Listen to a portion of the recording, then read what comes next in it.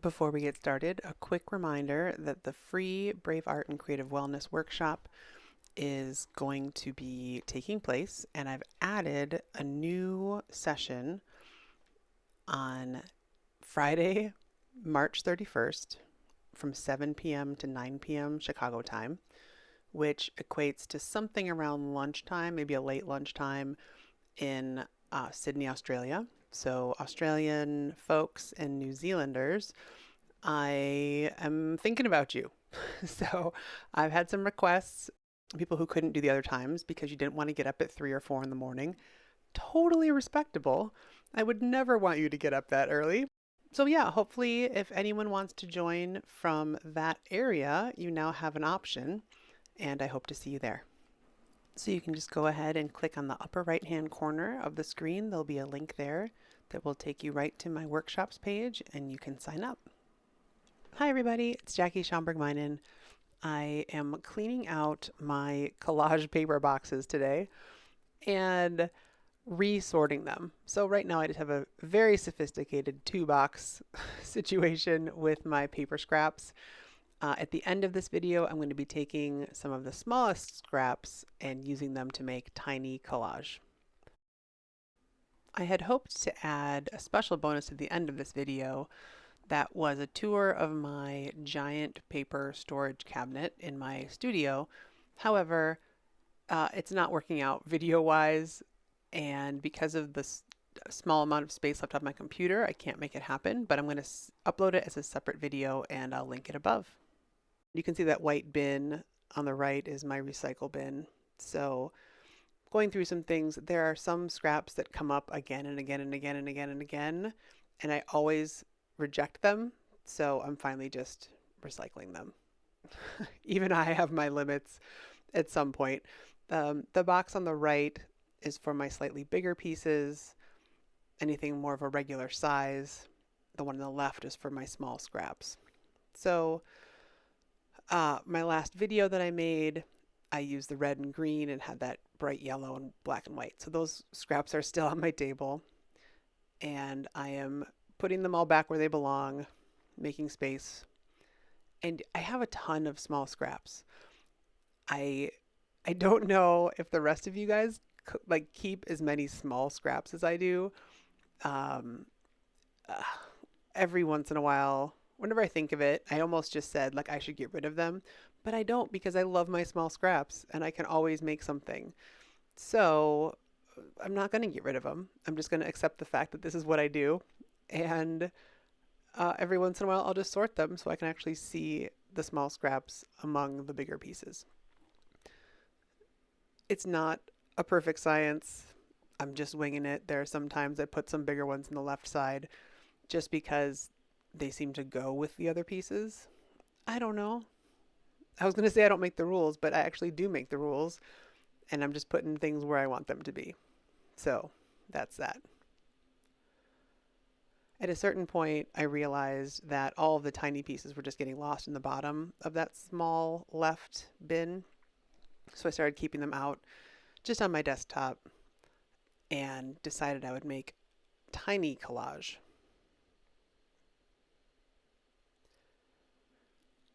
There are so many pieces that over the years, and yes, it's been years for some of these pieces, I'm attached to for one reason or another. If you haven't noticed, I'm kind of a sentimental sap. I get attached to things um, because they're, I don't know why they're meaningful or they're just special or something. Um, and I now, of course, I'm like, oh, but this is one of the special ones. I can't use this unless it's like the perfect piece. So you have no idea how impressed you guys should be that I ever paint over anything because of how attached I get to things. It's a process, right? Life is a process. It's all about letting go. Um, and see, I did let go of a decent amount of scraps here. Normally, I don't really get rid of things when I sort, I just sort. But as my tiny pile grows just in front of that small box, I'm figuring out more and more that I think at this point I was trying to figure out what I was going to do the collage on. If I was going to have my regular 9 by 12 sketchbook page and just have a million tiny scraps on it, or to just scale it down so that I could make, you know, quote, meaningful collage, have it be something that doesn't just look really messy. But I decided that the big paint swatches I had, the paint chips I had from Home Depot, would be a good fit. So finishing up the last of these pages, and then I have these paint cards. So I picked out a few colors and got to work. Celadon red, it's kind of a peachy yellow orange, a darker blue, and then a black. And it was fun because now my black and white pieces, since I'm not using white paper, really pop. And that's peak black and white for me. It's when it really pops out.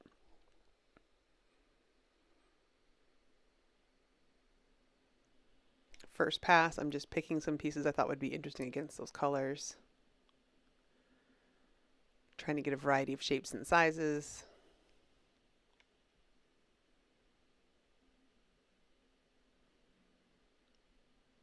And in some cases, just cutting off the actual paint color from some of the other smaller pieces of paint chips.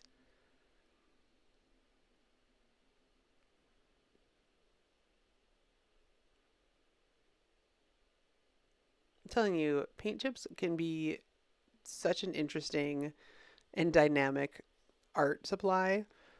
And I think as long as you go in there and take a few at a time, you're not, putting fistfuls of paint chips in your pockets. At the end of the day, you're just trying out colors. And that's what they're for, right? Maybe I'm just justifying my behavior. But I still say taking a couple home at a time is not a big deal.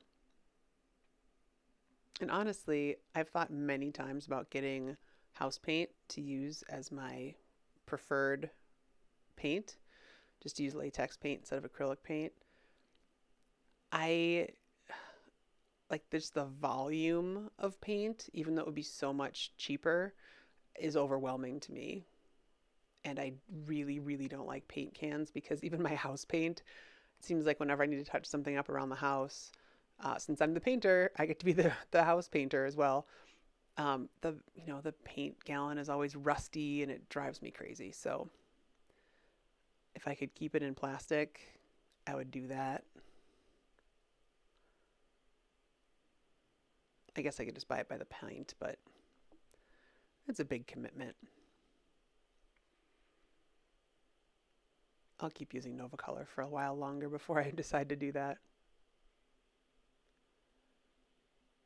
It was really fun because I had such a variety of tiny little scraps from so many different projects, and mono printed paper from my jelly plate from so long ago. It was really fun to play with these.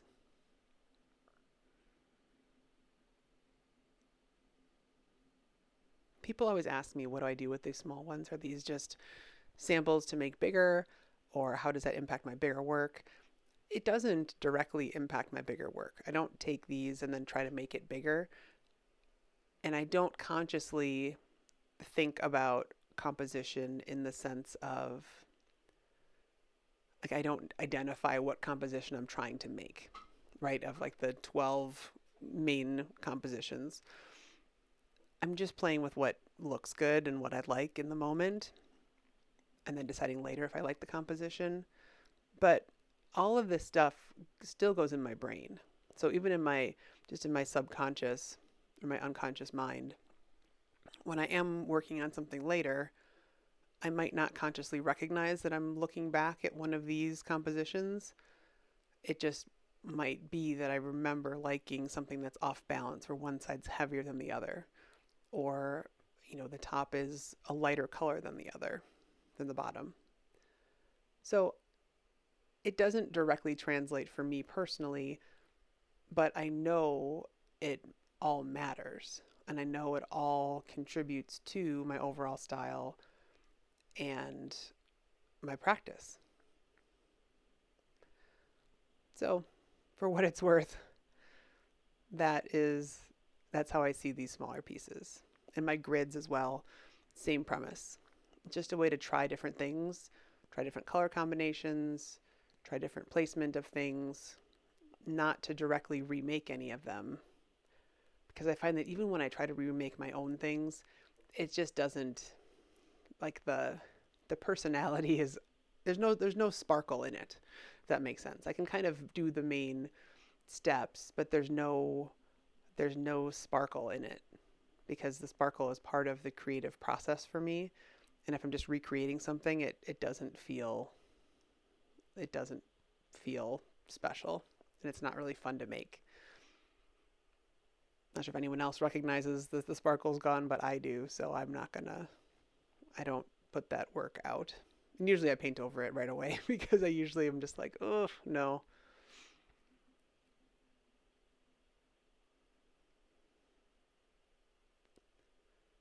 So for whatever reason, this red this red one started looking to me like a sailboat.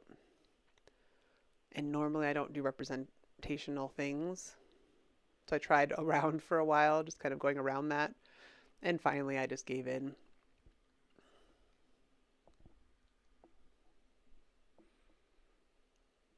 Added a bit of a wave.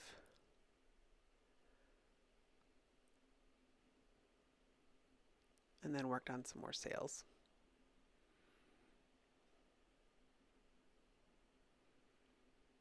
See, the others are not representational. And I wouldn't say this is, clearly it's not realistic.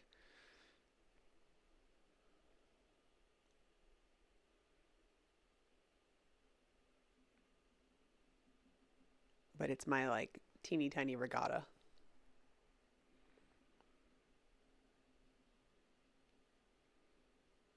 So this just goes to show that you can make, there's really no scrap that's too small. Maybe this is what I'm trying to do. Maybe I'm trying to, like, make other people keep all their tiny collage pieces so that I'm not alone. I just realized that maybe that's what I'm trying to do. I don't know. Am I trying to persuade you guys? Like, come on, guys, keep all your scraps. Don't throw anything out. Become a hoarder like me. Hopefully, many of you are already hoarders, so I'm not, like, pushing hoarding as an artistic practice. But whatever, this can be like a totally safe group. Hi, my name's Jackie. I hoard paper scraps. So here are the 5. This is a close-up of them. And if you're interested, I will link in the upper right-hand corner to my paper storage. That's my main paper storage cabinet. If you're interested, go ahead and click there. I'll also link to it in the description. Have a wonderful day. Bye.